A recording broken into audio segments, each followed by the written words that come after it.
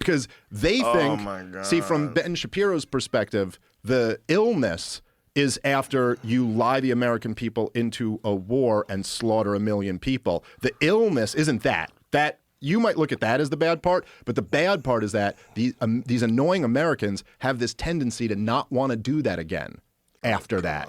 But he claims Trump has broken Iraq War syndrome. Of course, there's really no evidence with support of the American people that that has changed at all. And, you know, the George H.W. Bush was said to have defeated Vietnam War syndrome in Panama and in Iraq because they were relatively easy, right? You know, bloodless on the American side, or very, very limited, you know, injuries and deaths.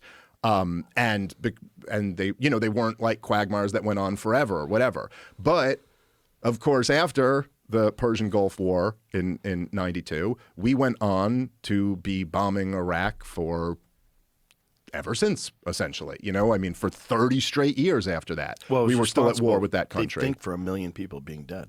Yeah. What is public support? What is current public support for the Iran war in America? And first of all, how will they know? No one's asked me. You know what I'm saying? That's a fair point. That's what I would say about polls.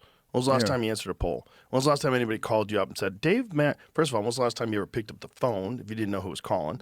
And then when you do answer, when was the last time you said yes to a poll? I don't even remember ever getting called. It has to be the dumbest of dumb people that answer those polls. So then you got to realize, out of those stupid fucking idiots, even how many of them think the war's a good idea? It's even unpopular amongst them. Most recent national polls show Americans overall oppose the current war with Iran and think U.S. military action has gone too far.